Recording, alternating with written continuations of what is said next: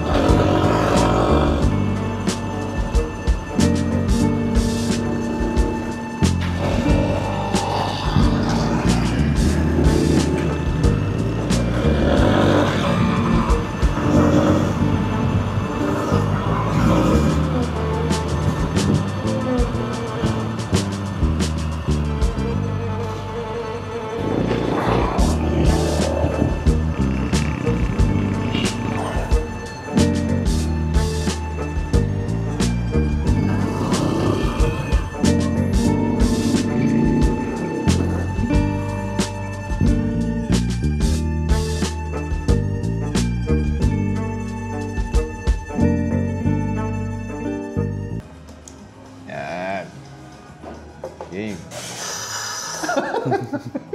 So, hindi ganyan yung normal na pag-inom ng kape. Sinusot na parang bulalo Ang init. Since, iba naka PG1 ka, hindi kasi nila pinapakita yung mga...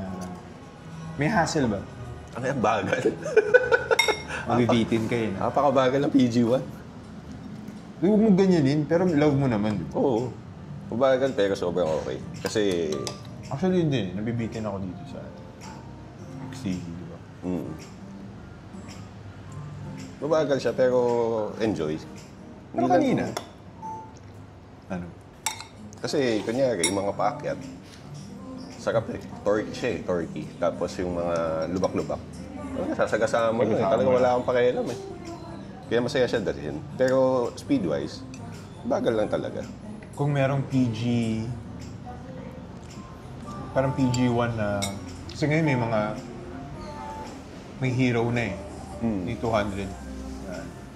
Nauso yun no? Yung parang napansin mo yung adventure bike. Pababa ng pababa. Kasi yung hero, tapos ano pa yung isa? Meron pa alam ko meron pa isang 200. Ay, hindi, yung sa CF Moto pa. Nakita ko yun. Tapos nagulat ako 99,000.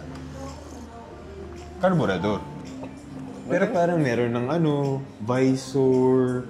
Mukha na siyang parang junior adventure bike. Pero maganda yung sa maganda yung sa Hero actually.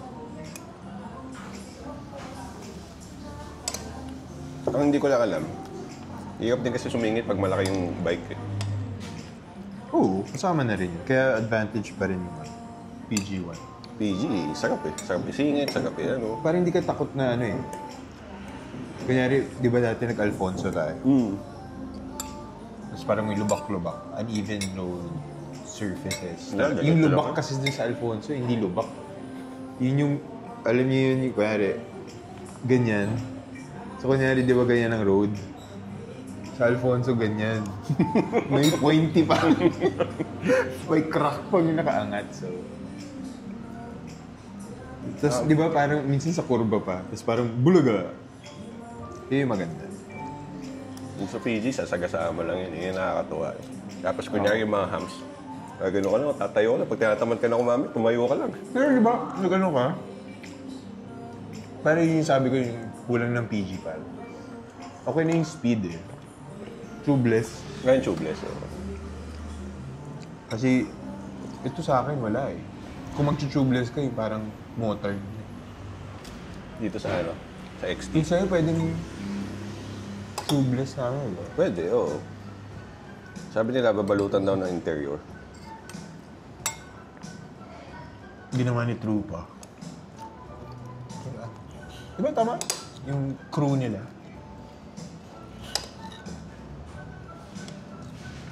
Sarap. Yung sarap ng ride papunta dito. Dang rin na, diba? Pagit lang. Pumiliya.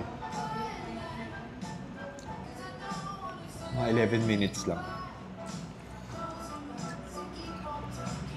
Sarap dito sa Victoria. Marami nagbabike dito, marami nagtatraining ng bike.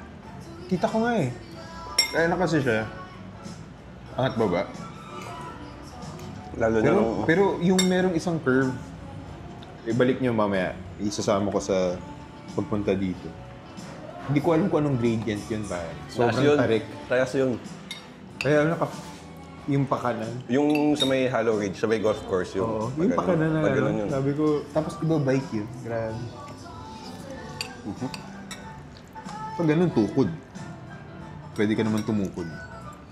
Pero delikado ka kung tutukod ka tapos parang maglalakad. Kasi sobrang alanganin ng curve na blind corner. Saka nakakaya. Ayun, nakakaya.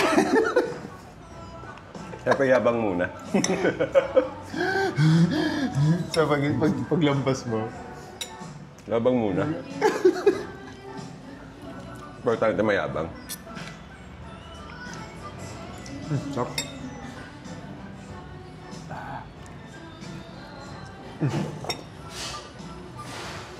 May ride out na tayo. Nagchichismisan muna kami. Na hindi na pwede sa camera. Anyway, joke lang.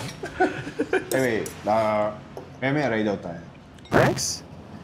So, tapos na tayo mag-coffee dito sa the waiting room. Sobrang sarap nung aligi pasta. Kasi must try din. So, meron na tayong mga pandagdag na craving. Actually, titignan nyo. Magra-ride out kami at pupunta kami ng Centro Cafe. So, pangalawang coffee shop pupunta natin today kasi nagkayayaan. Check din natin yung coffee dun, guys. Probably gonna make it like another video pero shorter. Lagay natin sa Facebook page. Sabi nila okay din yung coffee dun sa Centro Cafe. It's along the Angrina kasi doon rin naman tayo papunta. So, anyway guys, make sure to like and subscribe yung page natin for more casual coffee rides. And also, meron tayong Facebook page and Instagram. Just search on Grand Casual. And TikTok pala. Lagi ko nang kalimutan yung TikTok. Anyway, bye guys. Punta na muna kami tayong Centro Coffee.